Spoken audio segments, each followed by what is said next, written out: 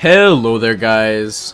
Today I'm introducing you to a game that goes by the name of Dungeonland. Dungeonland is a game in which a pretty evil guy decided to create a theme park. This results in a cooperative hack and slash game killing tons of things across a variety of theme park locales.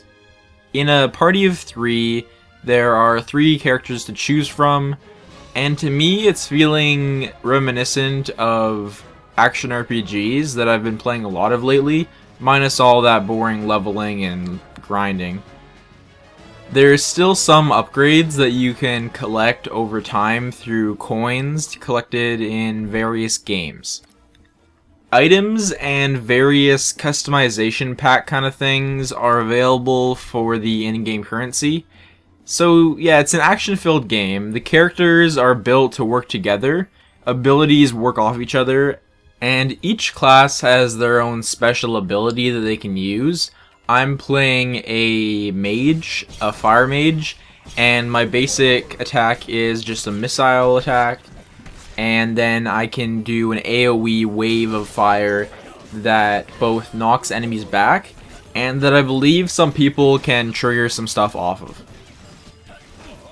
In the first game mode, there's hordes of enemies that vary in some randomly generated environments. You get 2 normal zones, and then a zone with a boss in it. All of this is pretty hard, especially on higher difficulties, and especially when you're facing bosses, as they're particularly challenging, as they should be. The game's presentation is pretty good, and fits in really well with the theme park style. They have a nice cartoony art style, a fitting soundtrack, and appropriately cartoony voice acting.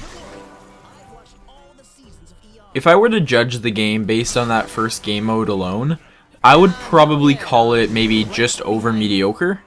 There's some cool stuff here and there, there's some nice co-op fun to be had, and there is also a real challenge for both the individual and for a group's teamwork, but there's nothing that's hugely unique, and it's not done perfectly. What is pretty damn unique though is the other game mode in Dungeonland, the Dungeon Master mode. In this mode there's some pretty regular group of 3 going through stages, but instead of the pre-built NPCs with some limited AI, they're actually playing against another player. The Dungeon Master has at his disposal several spells that he chooses beforehand. They are unlocked like items are for normal characters with the in-game gold, and you also earn in-game gold off the Dungeon Master as well. You can also buy traits and actual game bosses to use. Once in the game, you have all your spells in front of you in the form of cards. They're done in that form, which I don't always like, but I think it really fits in this style. And every time the character enters a new area, you get dealt a hand of cards picked from what you chose earlier, and the spells each have a cost of mana. That mana is earned, I believe, by getting kills or damage on the enemy players. The abilities at a DM's disposal include some towers, like the starting beer tower, always useful. You can always drop some traps, groups of mobs occasionally, and some buffs for your minions too. Then you can actually take control of minions. Some are more fun than others. Little minions you can just run around a bit and then hit things. Other minions you can take control of and then shoot some lasers. Eventually you get to actually play as the game boss. Multiple abilities, extremely powerful stuff, and really fun to play as. It's all pretty crazy, but of course none of it is as awesome as the evil laugh button in your possession at all times. Now, I'm not really sure how balanced this DM mode is. If it is balanced, then it could be used as kind of a semi-competitive 3v1 mode that could be pretty challenging for both sides. Or you can just play DM against some bots and make it into a pseudo tower defense game.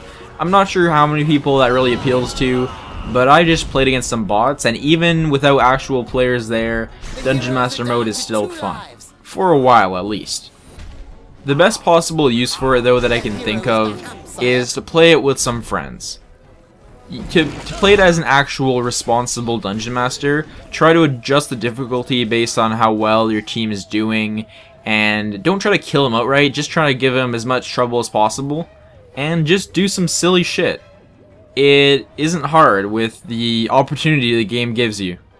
Now, to recap, Dungeonland is a top-down hack and slash with excellent presentation. Where it shines is its co-op. I don't like it when games are celebrated as great co-op games just for being a good game that offers co-op to 4 players or something.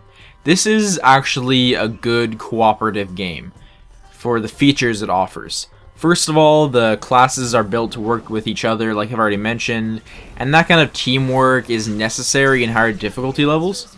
And then of course, the Dungeon Master mode, which just adds a ton to the whole multiplayer experience. With that in mind, I am kind of two minds. If you're more of a single player gamer or don't really have many people to play with, I'm not going to say that this game will be the best thing in the world for you. It's still good, don't get me wrong, and if it looks like fun to you, go for it. Just buyer beware. On the other hand, if you have 3 other people to play this game with and can convince them to do so, I implore you to get this game, as it is excellent in that respect. And that is about it. Dungeonland is a steal for 10 bucks. I'll link to where you can get it below. Thanks for watching. If you'd like to see any more variety gaming content, you can subscribe to the channel. Otherwise, I've been Maple Dungeons, and I will see you next time.